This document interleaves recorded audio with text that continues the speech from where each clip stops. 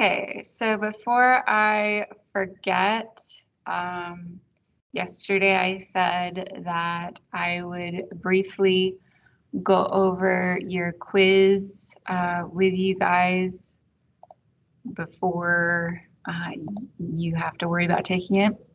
That quiz is over chapters 18, 19, and 20. It's not due until December 4th, so you do have a pretty long window to take it. But I did want to briefly go over that with you because this particular assignment, for some reason, is always a tricky one. I'm actually going to the quiz.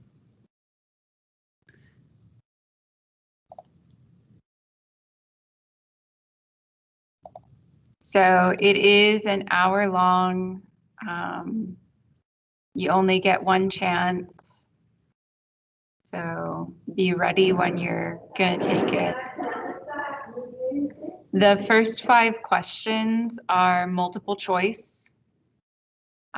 So multiple choice questions. And then the second 5 questions are where everyone really has major issues.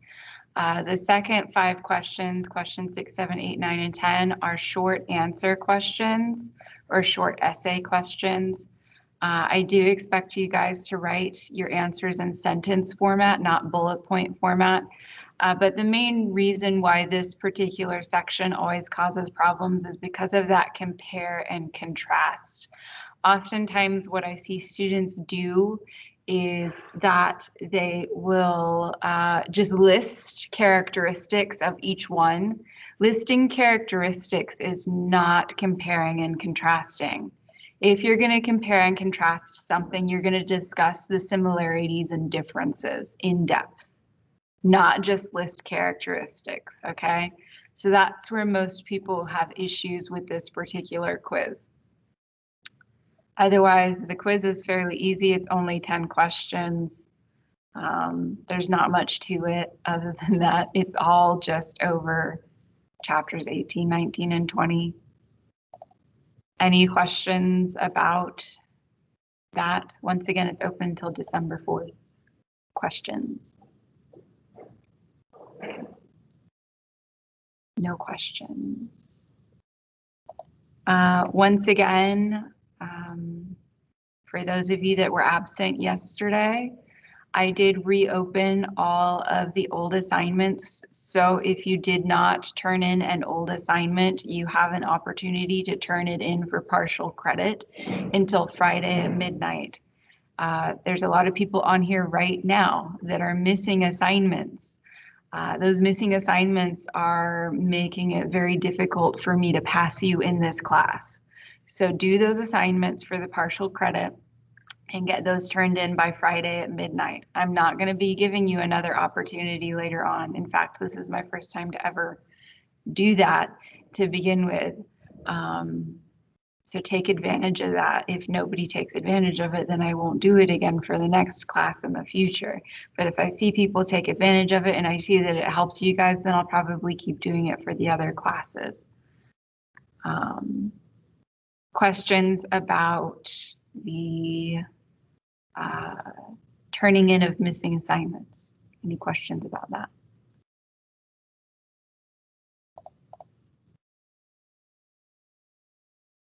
Okay.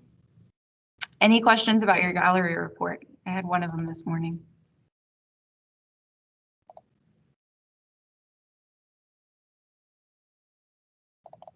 All right. Okay. That brings us to today then. Today we will be going over Islamic art, and we'll see how far we can get in the other presentation too. I'm really hoping that we can get everything done so that you only have to come tomorrow if you have to come tomorrow. But we'll see how far we can make it. So we're going over quite a bit of things today to try and get everything done early.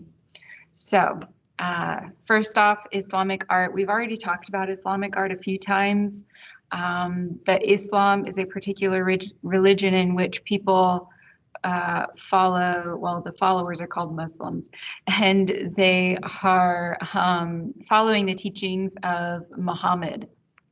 So Muhammad, his story begins in 600-ish CE, and it really sparks off in 622 CE when he is forced to emigrate to Medina. He's kicked out of his home country, well, not his home country, but his hometown, and he's forced to move to Medina.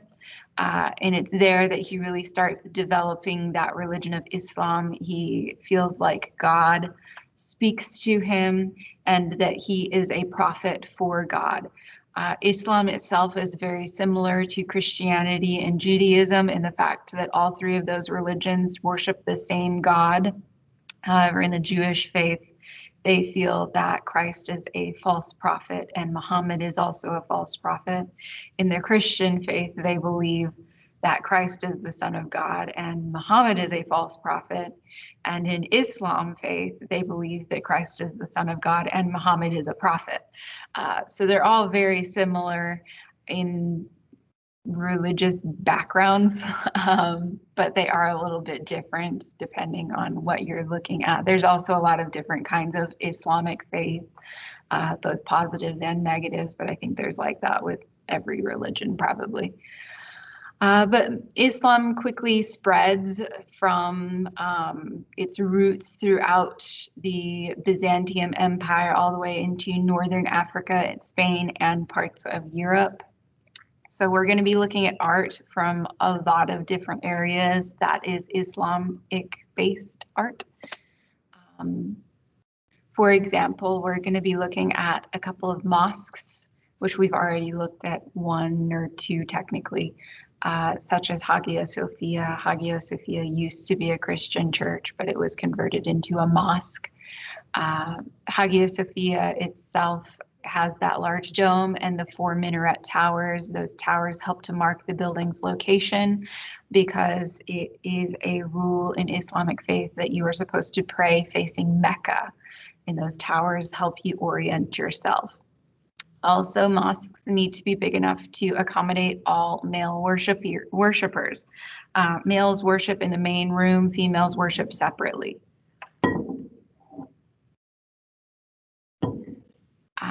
The first mosque that we're going to look at is in Tunisia, and it has a mihrab that points to Mecca. Mihrab is one of your vocabulary words. A mihrab is literally just a prayer niche. So a little niche that you can pray in, and over here is where that mihrab is located. And we're going to be looking at later or earlier, newer mihrabs in a second. But here is the Great Mosque of Tunisia. You'll notice that it is missing its 4 minarets, but that is because that mihrab points east, so you know which way to pray.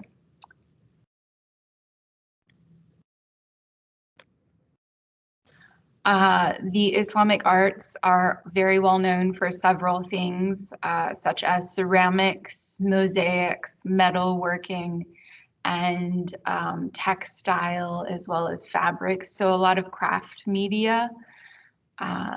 Some ceramic arts seen in Islamic art use a luster technique. A luster technique helps to give objects a faux metallic sheen. So it alludes to using gold as a material when in fact it is not actually gold. We're talking about another people group here that makes use of the idea of not showing off wealth, but doing it in a not obvious way or alluding to wealth, which is what that luster technique allows them to do. In Islamic faith, you are not supposed to show off your wealth. So you wouldn't want to cover your ceramic objects in real gold leaf because that shows off how wealthy you are. Instead, you would use a luster technique, which makes the illusion of gold without using gold. It is very difficult to create and control. A lot of times it'll go a bit of a murky brown or a tan color. And the example of luster technique that we're going to look at is a picture. On this picture, you can see the use of calligraphy as well as organic shapes and patterns. That's another common thing with Islamic art. They're going to use a lot of organic looking patterns and shapes.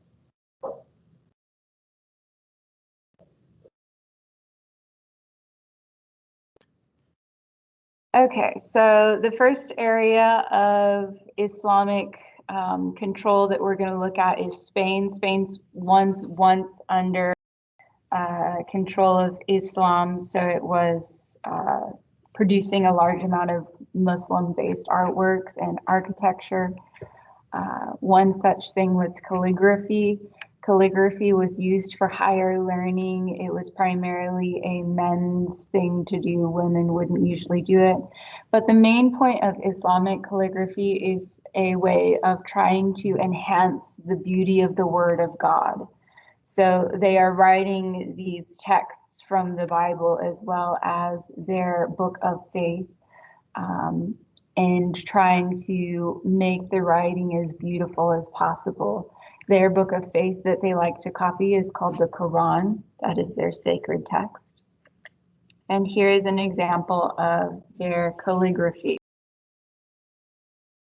So you can see the great time and detail and effort that was put into just writing and copying the Quran.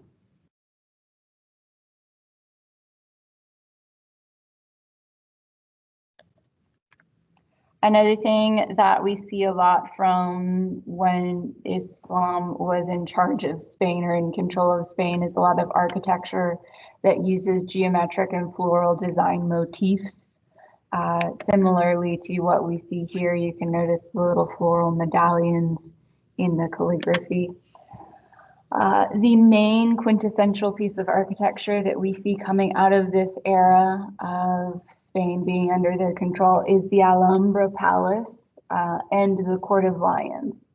The Alhambra Palace is a very elaborate, intricate palace that has no sculptural pieces of human beings, but is instead decked out with a lot of geometric and floral design motifs. The motifs themselves have, they're hollowed out so that light will pass through them. And this is just one of them here. If you're really interested, actually, we have a little bit of time. I can pull it up today.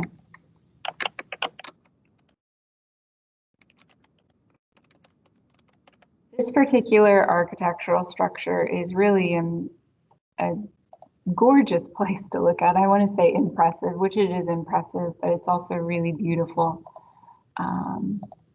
for anyone that's not familiar with it. So this is the reason why it's called the Court of Lions, is because of a water fountain that's in the very central part of the court that is surrounded by sculptures of lions, and the lions' mouths, well, not all of them, but 4 of them open, and water comes out and flows through these small canals. And then you can see in the background the geometric filigree that adorns the palace with very thin columns. And here is that in the daylight. It also uses the dome structures, which we're familiar with. Here's a bit of a close-up of those carvings. So you can really see the detail and the effort that was put into creating all of these designs and patterns. You also can see down on the columns the use of calligraphy and words to create designs.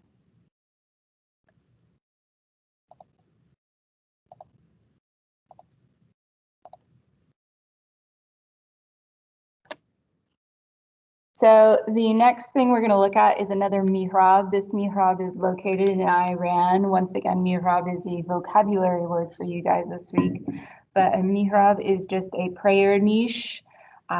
This particular mihrab from Iran includes a lot of geometric and intricate designs, just like the Alhambra did.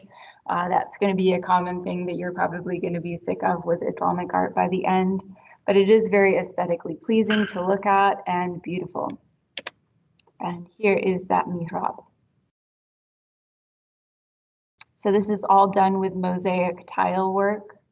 You'll once again see calligraphy on the outside of it as well as in the central area, and then you see geometric patterns and floral motif designs throughout. And of course, all of these tiles were handmade.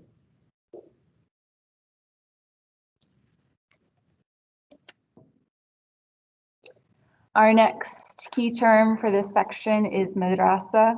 Madrasa is a school in which young men would attend to learn the history and how to interpret the Quran. So they learn Islamic history and how to read the Quran and memorize the Quran. We're going to look at the Mir-e-Arab Madrasa in Uzbekistan. Once again, madrasa is just a school. This particular madrasa is very symmetrical, which is pleasing to the eye, or at least pleasing to me to look at. So it's very well proportioned. It does have an iwan. An iwan is a very large porch that is located in the center to help create that symmetry. And on each side, there is a dome, once again adding to the symmetry. And of course, per the usual with Islamic art, it is decked out with floral and geometric designs. And here is that madrasa. So here is your iwan, your large porch. And on either side of that porch, you have your large blue domes. Of course, here is your entrance to the school. And there's a whole lot of symmetry going on in balance with this building, which makes it visually appealing.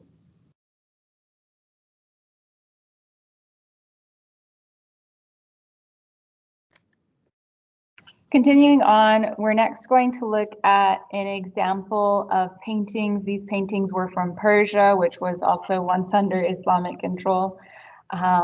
So just like how they illustrated the Quran and other manuscripts with beautiful calligraphy, well, not illustrate, but they wrote the manuscripts with calligraphy. They also illustrated those manuscripts with really wonderful imagery to help the readers along with the stories.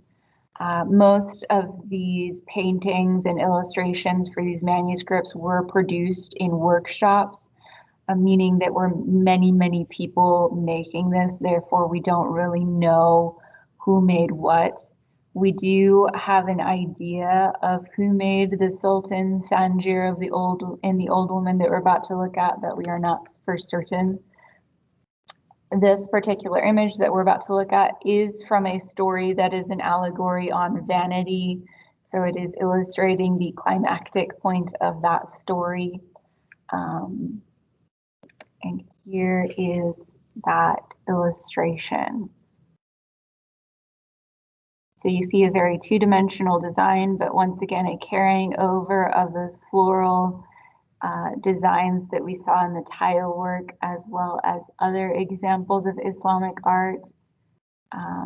So the story goes, here's your sultan in the center, that an old woman approached begging for food and money, and the guards tried to push her away because she was old and ugly, so that she didn't like, so the Sultan wouldn't see her and get grossed out, basically.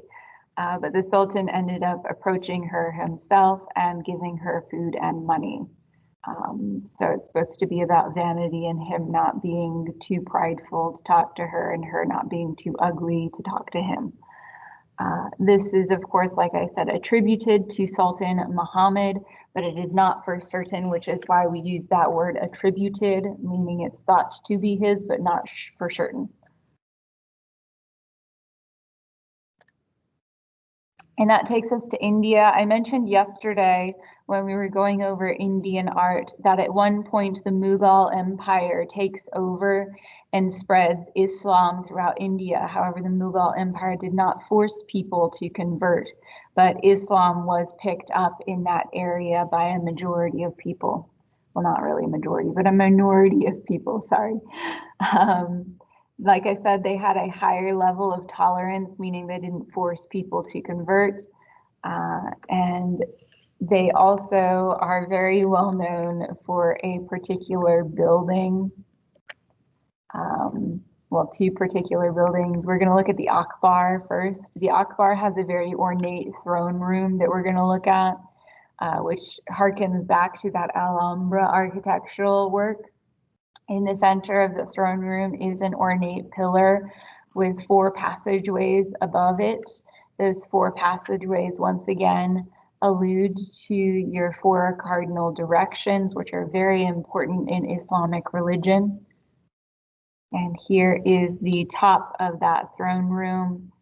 So here is your central beam and those 4 pathways. And that beam is literally in the very center of that room.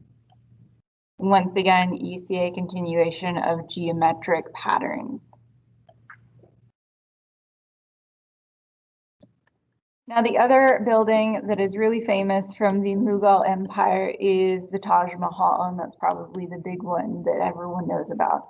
It was built by Shah Jahan for his favorite wife that died in childbirth. So it is a tomb and a burial site, not a religious building. He did design it to try to allude to paradise or make it feel like it was paradise on earth for her body to rest in. It was made using very, very expensive materials, and it is literally just a statement on his love for her. Here you can see that the Taj Mahal also has an Iwan, or a large porch. You can also see a continuation of the floral and geometric patterns. And of course, it also has large domes on top, which is why a lot of people oftentimes think that it is a religious building when in fact it is a tomb. And that's actually it for Islamic art. So now we're going to move and segue into African art. But before I move on, are there any questions or comments about Islamic art?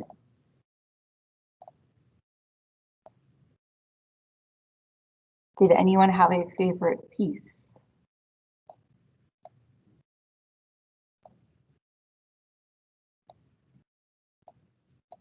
Now I'm going to have to call on someone and ask them what their favorite artwork was from that section. I actually liked the lions that you pulled up. Yeah, the Alhambra Palace is like my favorite when it comes to Islamic art. So I'm with you, Courtney.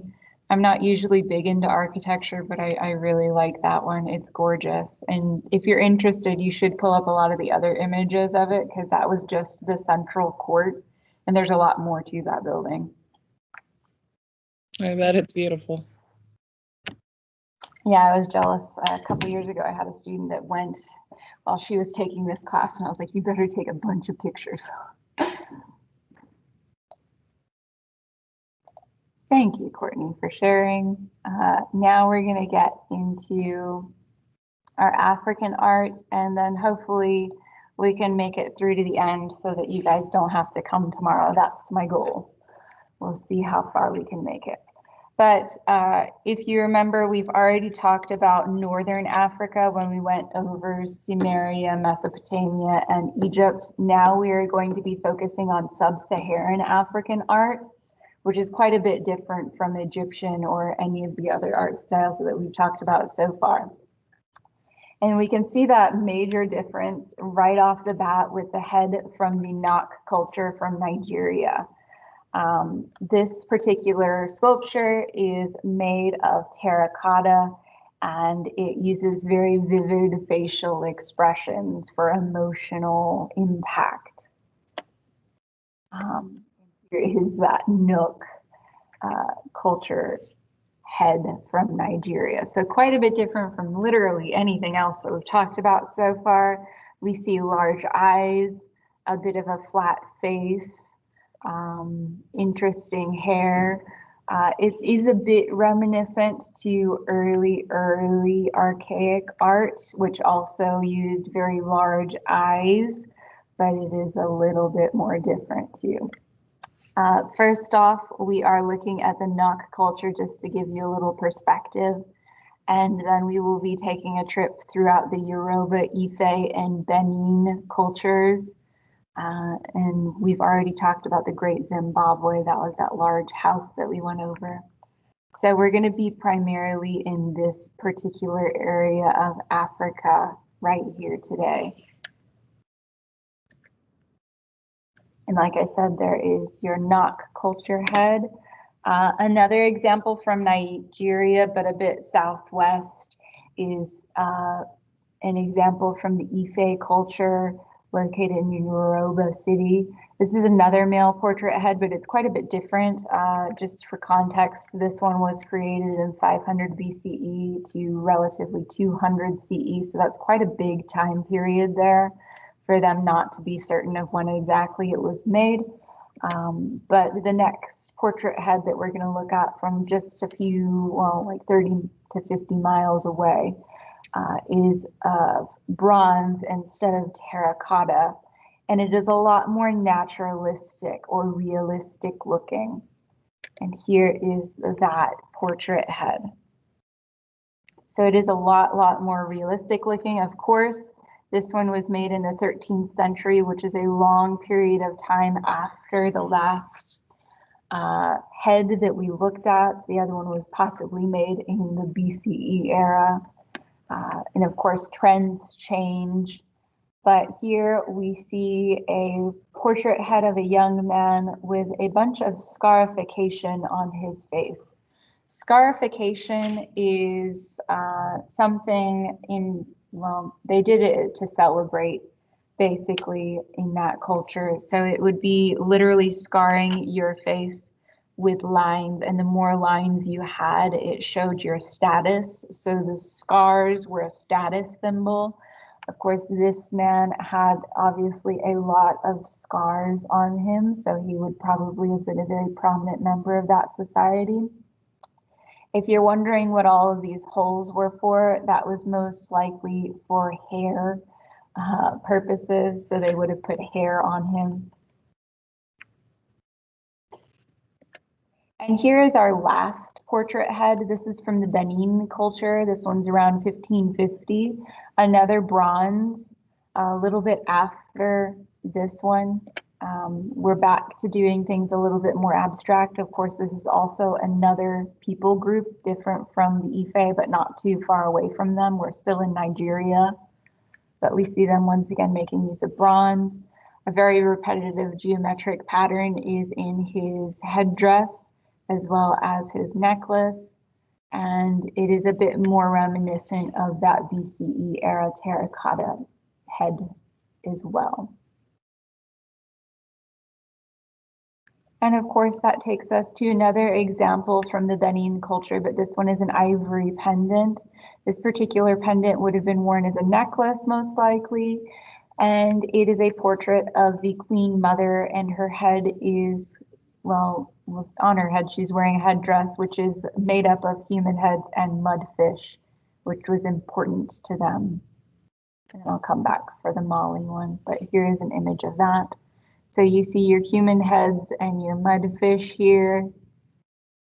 And it's also echoed in her necklace as well. And this one's from the 16th century. But it's very similar to this one that we just looked at, which was from the same culture. Now we're going to move on from Nigeria and go into looking at different artwork from Mali, starting with the Bamana people.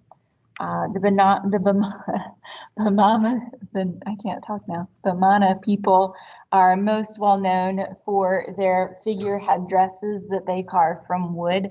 We're going to look at a brief image of their tiwara headdresses and dancers of the wooden antelope. So this particular headdress is made for a dance that was performed to imitate a mythological story of a male and a female. It is also symbolic of harvesting. So it would have been done around harvest time. That dance is still performed today. And here is an image of that.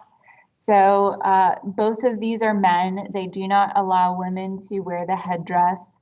But here you can see this one is wearing the male antelope's headdress. And this one is wearing the female antelope's headdress. We can tell it's the female because there's a little baby antelope on her back. And the dance itself is a very interesting dance. It's kind of like the cumbia. If you've ever seen someone do a cumbia, it's pretty much like that. It's not really different at all. But it's just them doing a cumbia in a circle and dancing to the beat for a good long 20, 30 minutes. It's a good time. And that takes us once again back to Nigeria with the Yoruba people. We're going to look at their house post from the tomb of the former Chief Lisa. We're actually going to talk a bit at length about this tomb of former Chief Lisa. If you might have noticed when I was going over your quiz, this was a big one that I said a lot of people mess up on. So this particular tomb was dedicated to Lisa, and the entire tomb's design is about community support. And you can definitely see that illustrated in the post that we're going to look at. So if you noticed on the post, there are people on top of people on top of people. Those people symbolize the members of the community. So without those people supporting each other, that roof would fall down or the community would fall apart. So this is symbolic as to community working together and supporting each other. Inside of the tomb, you see 2 chairs and a lot of memorabilia dedicated to Chief Lisa. So if you were going to go there, you would of course go there to meditate and remember her. This is once again a tomb made for someone that has died, so it is done in remembrance of someone. Now, if you remember on the quiz or you were paying attention when I was going over this, I have you compare and contrast the tomb of Chief Lisa with the Taj Mahal. So very quickly, can someone tell me one of the similarities between those 2 buildings? They're both tombs. Very good. They're both tombs. That's the big one. For some reason, last semester when I taught this, people messed up on that. They're both tombs. Now, what is one difference? Someone else. I feel like Taj Mahal is more in remembrance of one person, whereas this is like something for both Chief Lisa and the community. Very good. Yes, you are definitely correct. Thank you. I can't tell who's talking. It doesn't tell me who's talking. It's very sad.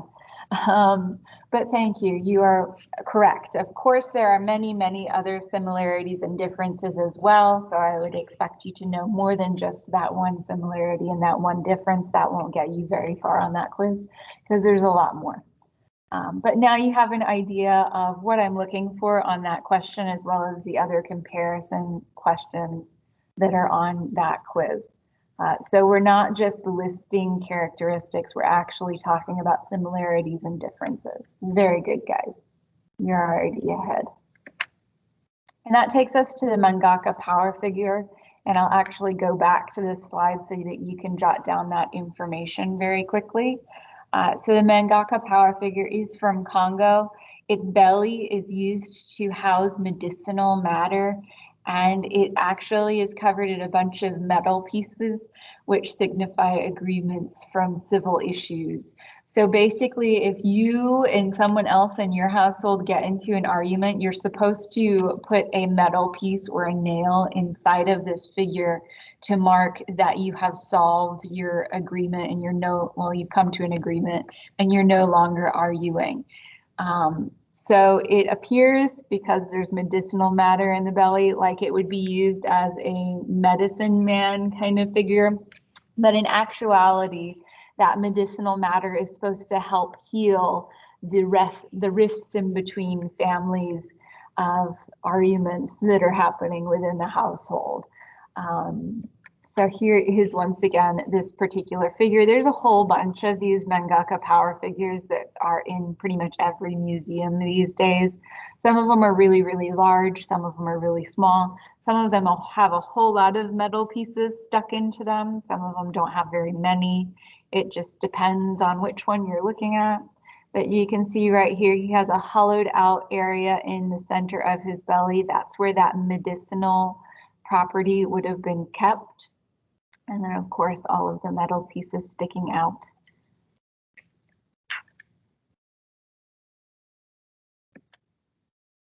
And that takes us to the last bit of Africa, which is textile arts.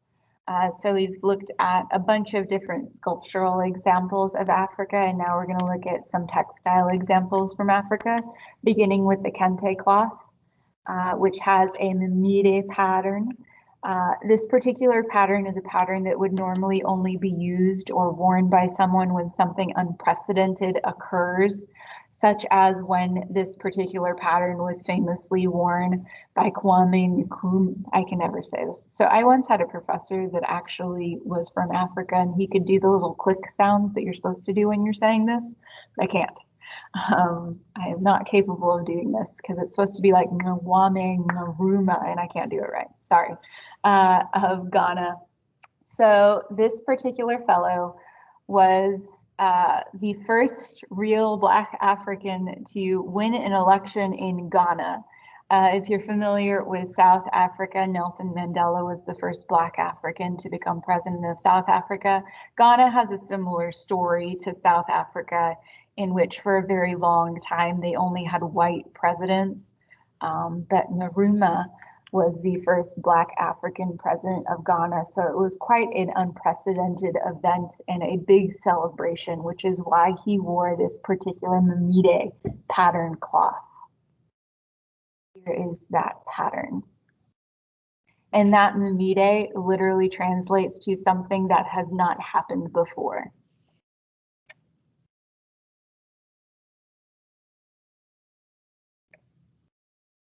This is a strip weave cloth, which we haven't talked about so far, but that is when you get strips of fabric and you weave it together. So this is off loom, not made with a loom.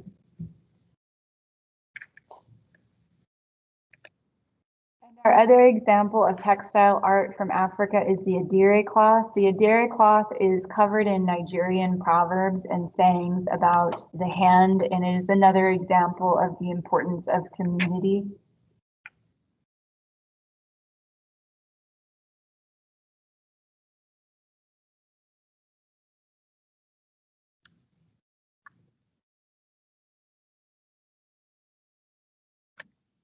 I know we're going super, super fast, but we're trying to get this done. So that takes us from Africa on to Oceania and Australia. Oceania is just a name for the thousands of islands that are located in the Pacific Ocean, such as Melanesia, Micronesia, and Polynesia. So we're going to be looking at a few different sculptural, architectural, and other examples of art from those places. And then we will go to Australia and make our way eventually to North and Central and South America. So some shared traditions and beliefs between all of these different islands in the Pacific is the idea of a Earth Mother and a Sky Father, and the world originating from those two beings. And they also believe in the idea of mana, which is a spiritual power inside of everything that everyone possesses. So people, places, and things possess mana. So a lot of the art has to do with a reflection of the Earth Mother and Sky Father, as well as the idea of mana. We don't have too many pottery pieces from Oceania just because there was a clay shortage. So instead they would make artifacts out of stone, bone, or shell, as well as wood and bark and different plants. So whatever they could find to work with. Solomon Islands The first example we're going to look at is a wood carving, so not clay. This particular carving was a mask used for rituals. And it shows a figure with a bird.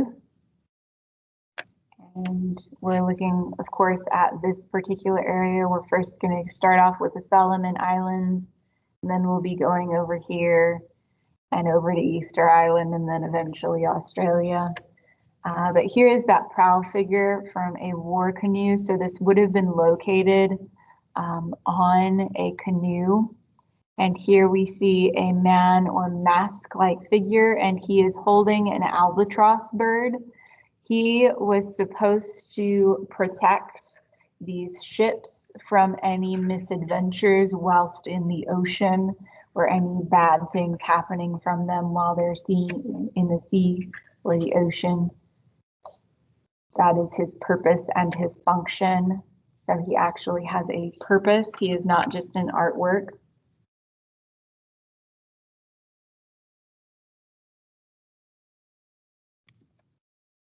And the next image from Oceania we're going to look at is from the island of New Ireland. It is a bird mask. This is a fun one. It's a bird mask that is supposed to show the opposition of sky and earth. Once again, Father Sky and Mother Earth together. But here we see chickens and snakes. The chickens symbolize the sky, which is kind of funny because they chose a chicken and chickens don't fly. But here are your chickens, and inside of the chickens' mouths are snakes. The snakes are symbols of the earth. And then on the top you have a toucan, and then down below a man's face. And this is a mask. It would have been worn.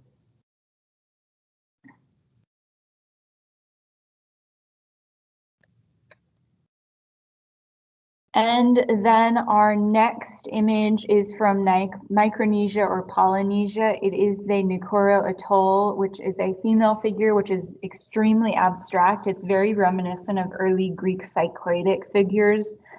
They literally look identical. Here is that image. So we can tell it is a female due to the breasts. She does have a tilted up head, and then very, very short legs. So it's a very abstract interpretation of a female coming from that particular region. In a second, we're going to look at another female figure. This other one's going to be from Hawaii, and it's going to be quite a bit different from this one. But they will be using the same medium, which is wood. But before we can look at the Hawaiian makua, we're going to first look at the Easter Island moai stone figures, which I'm pretty sure everyone knows about them. They're the Easter Island heads. Each head is representative of an ancestor who has taken on some sort of spiritual role or spiritual power for the people. Of course, Easter Island today is no longer inhabited by people. And here are those figures. Each figure is made up of volcanic rock.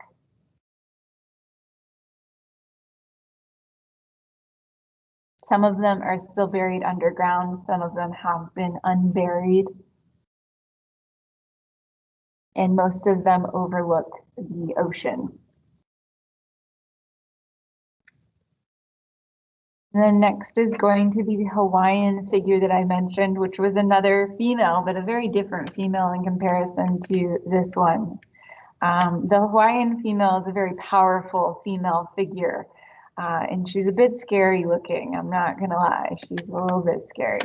And here she is right here.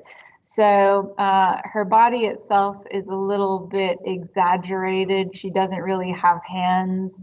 But her face is the really creepy part. They used seashells for the teeth and the eyes, and they put real hair on its head.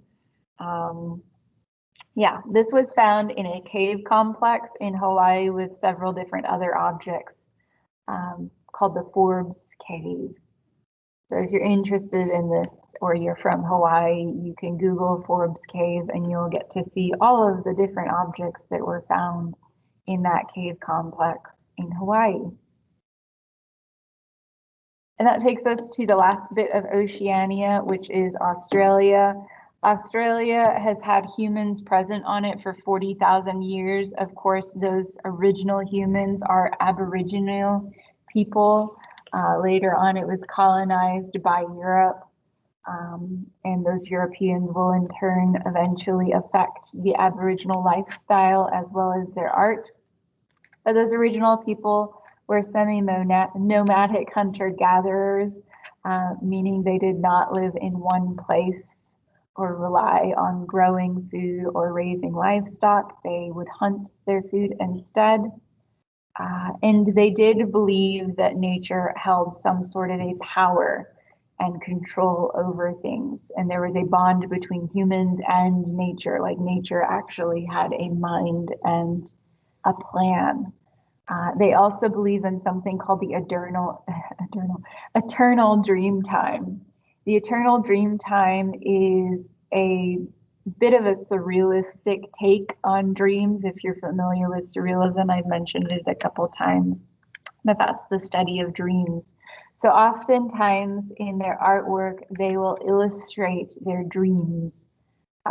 Actually, when these Aboriginal or early Aboriginal people died, they believed that you were going to the eternal dream time, and that's where you existed afterwards. So there is also a bit of an ancestral tie to that idea as well. Aboriginal images have remained consistent for hundreds and hundreds of years. If you remember when we were talking about petroglyphs and Paleolithic art, I mentioned the Aborigine people are still making those petroglyphs, and they're relatively the same as far as imagery. They didn't really update it at all. So the example of Aboriginal art that we're going to look at is this one, Funerary Rites and the Spirit's Pathway After Death. This is an image that is in 4 quadrants. So of course up here you have 1 quadrant. Down here you can see there's a man with a large fish. Down here are people, and then over here as well. This is representative of that eternal dream time. It is a story, but it is a story about the body and what happens to it after you die. Like I mentioned, they thought that when you died, your spirit lived on in that dream time, dreamscape place. And that's a story about that happening there.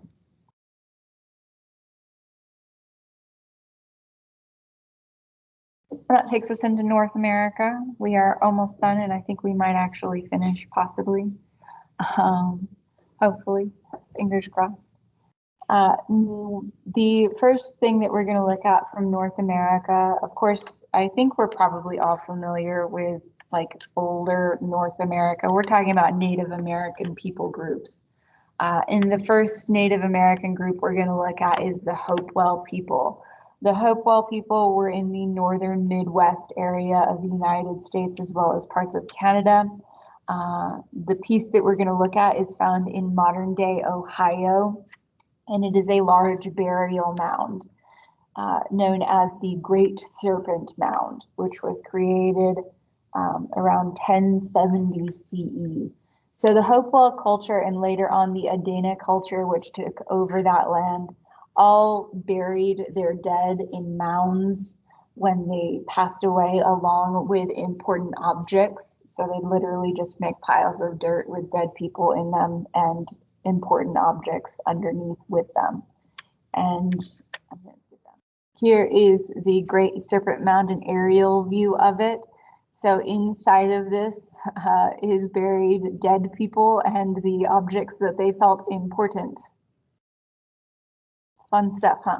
So if you'll notice, it does take the shape of an egg. Well, not an egg. Well, here's the egg. The egg is at the top and a snake that is swallowing the egg.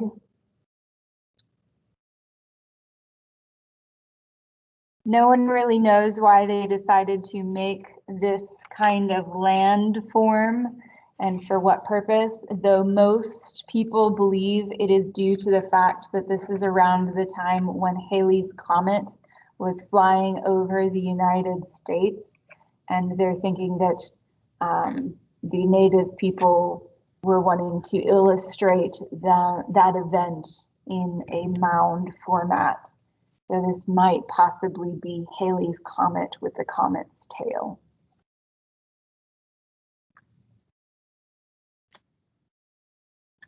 Another thing that is very attributed to Native American art styles is, of course, weaving and pottery, weaving both on and off loom. So the first example that we're going to look at of weaving is on loom weaving. It is the chief's blanket. And then we will look at some examples of off loom weaving in a moment, as well as pottery. So this particular blanket is a Navajo blanket. You can find cheap knockoffs of Navajo blankets if you go to a trinket shop and you're on vacation. But original Navajo blankets would have been made of hand-spun wool, and they would have been sewn so tightly that water wouldn't have been able to get through it. And then, of course, early pottery from these native peoples. Originally, they were using coil method pottery. Later on, they will adopt using a potter's wheel, such as today they use a potter's wheel.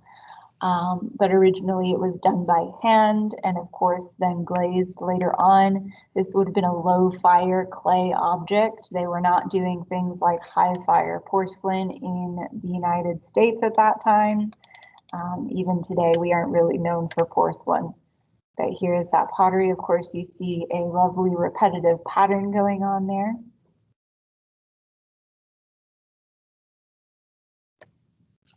And then, of course, the thing that you're probably not familiar with Native American art is cachinas. Cachinas are really important for Pueblo and Hopi people. In fact, they still make them today. Well, actually, all of these things that we've talked about, they still make today. But the cachinas particularly, they still make today. So cachinas are representative of spirits, and they have an invisible life force. So think of like Toy Story, and you're on the right track. They believe that these cachinas have minds and goals. So they try to make these small doll-like figures and use them in ceremonies later on to honor them. So all of these cachinas are males. Every kachina is different just depending on who's made it and their style and what they're wanting to represent. This particular kachina was made in 1970. There's older ones, there's newer ones. In fact, if you really, really want to see a large variety, you might want to email the Ellen Noel Art Museum because they've got probably 100 kachinas in their collection storage area that they might be able to show you. And all of them are different. And then, of course, our off-loom weaving is baskets. Native Americans are very well known for their basket weaving. In fact, baskets located in the Pacific coastal region were woven so tightly that they would be able to hold water. Basket weaving is an art form that is passed down through the women of the family, so it's passed down maternally. It is not a men's craft. And once again, it is a thing that they still do today.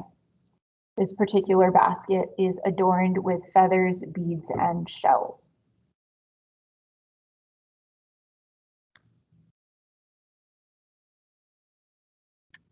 And that takes us to Central and South America, the last few things that we're going to talk about today.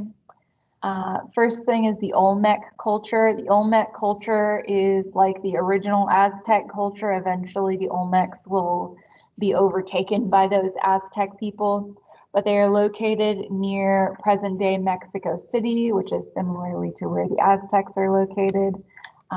Olmecs are most well known for their large heads that they would make of their rulers, which I guess I didn't include a picture of for some reason. And of course, they are known for starting the city of Tiahuanaco. I can't talk today. I'm not even going to try. You can read. The Pyramid of the Sun is in the center part of that city, and it sits on top of a very deep cave or a cavern. It is aligned to face the sunset on August 12th, which is the very first day of the Mayan calendar. You'll notice as we go along throughout this that all of these Central and South American people groups are connected in some way or another. And here we can see that the early Olmec, later on Aztec culture is connected with the Mayans via the calendar. In this city, there is also the Temple of the Feathered Serpent, but I will come back to that when we are done looking at the Pyramid of the Sun. So here is that pyramid. It is a step pyramid, meaning it has steps to it. And of course, once again, it is on top of a deep cavern.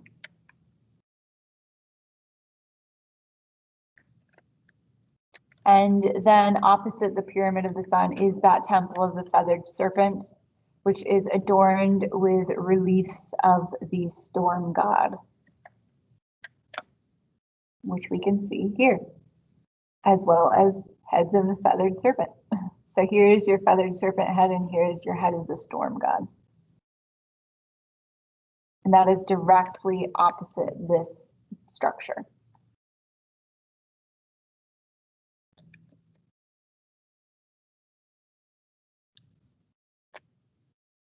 And that takes us from the Olmec people to the Mayans. The Mayans made hundreds of stone temples located at Tikal. We're going to look at Temple 1, which is the first of the hundreds of temples, which is Temple 1 is a 200-foot pyramid with a temple located at the very top. All of their temples are covered in carvings and would have originally been painted. We're going to look at one close-up of one of the carvings from one of those temples called Lintel 24. If you remember post and lintel, you will understand what we're talking about when we're talking about lintels. But this particular lintel is covered in symbols along the edges as well as figures in the center performing a ritual. But first, here is that Temple 1. So you can see once again another step pyramid with a temple located at the top.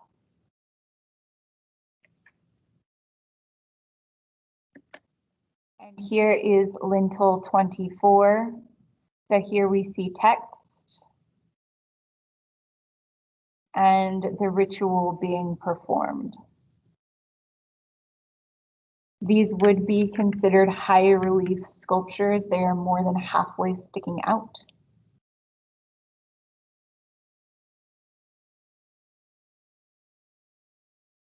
And that takes us to the Toltec people. The Toltec people were a bridge between the Mayans and the Aztecs. So they're really the ones that helped connect those two people groups. And yeah, they're very similar to the Aztec and Mayan people groups as well. So if you're not familiar, both the Mayans and the Aztecs did sacrificial offerings. The Toltec civilization also performed sacrificial offerings, which we can see illustrated with the chacmul. Chacmul is a recumbent or reclining figure. In the center of his stomach is a bowl. So instead of a stomach, he has a bowl in which would have been held sacrificial offerings.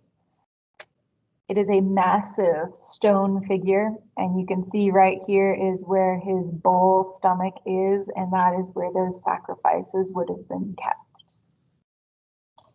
Later on, we're going to be looking at an artist named Henry Moore after the break, who copies this chacmul reclining figure in a contemporary art piece. So you're going to want to remember this one for that. And that takes us to the Incas and the people of Peru. So the Incas are located in the mountains of Peru, and they are well known for their city called Machu Picchu. Machu Picchu is literally a city within the mountains. Because this city was located high up in the mountains, it escaped Spanish conquest for quite a period of time just because the conquistadors didn't know they were there. So the cities would have rope ladders between each building for you to, instead of climbing up and down a mountain, you would just walk across the bridge that they created. This is also a wonderful example of early terraced farming. That is how they grew their food. If you're not familiar with terraced farming, you can Google that and learn a little bit about it. It is a great architectural and agricultural implementation. They also have their own math system too. And of course, the Nazca people of Peru are our last people group, but they created something called the Nazca lines. The Nazca lines were made on the ground a very, very long time ago. So most people didn't even know these Nazca lines existed until someone took an airplane and flew over and they were like, whoa, there's stuff in the ground. Where'd that come from? And that's when they were actually discovered, was by present day people flying over them. So it's quite interesting to think about that these Nazca people were able to mathematically and so accurately create these images on the ground without actually being able to see them. Here's just one of them. This is the hummingbird. There's also a monkey, a spider, an astronaut, as well as many, many more. And if you caught on, I said these were old, and I just said that one of them looks like an astronaut. If you're interested in all of those conspiracy theories, feel free to go down that rabbit hole. But I am not going to make you guys do that today. But yeah, Nazca lines, very interesting. And that actually takes us to the end of today's section. We made it. Since we made it through chapters 18, 19, and 20 today, that means that you do not have to come to class tomorrow unless you really, really, really want to. I will be here to help anyone that might need help with something. So if you're needing help with your gallery report, I will be here. If you're needing help with your quiz or turning in missing work, I will be here to help you. Feel free to stop by and attend and ask for help. Online, I'm guessing, which was what most of you guys were going to do anyways, I'm sure. But yeah, I will be on here to help you guys tomorrow. And of course, once again, quiz 18, 19, and 20 is open until December 4th for you guys to take at your leisure. And once again, if you have any missing work, you have until Friday to get that to me for partial credit. And if you do have any missing work, you need to make sure to get that to me so that you can pass this class. And once again, work on your gallery report. Don't put that off too much because I am pretty strict on grading those as far as grammar and everything. But that is it. You do not have to come tomorrow once again, unless you really want to. Everyone have a wonderful Thanksgiving break, and I will see you guys that Monday after the break. Bye. Bye. Happy Thanksgiving. Thank you. Happy Thanksgiving. Happy Thanksgiving. Bye, guys. Thank you for the lecture today. I hope you have a good Thanksgiving. Thanks, Grace.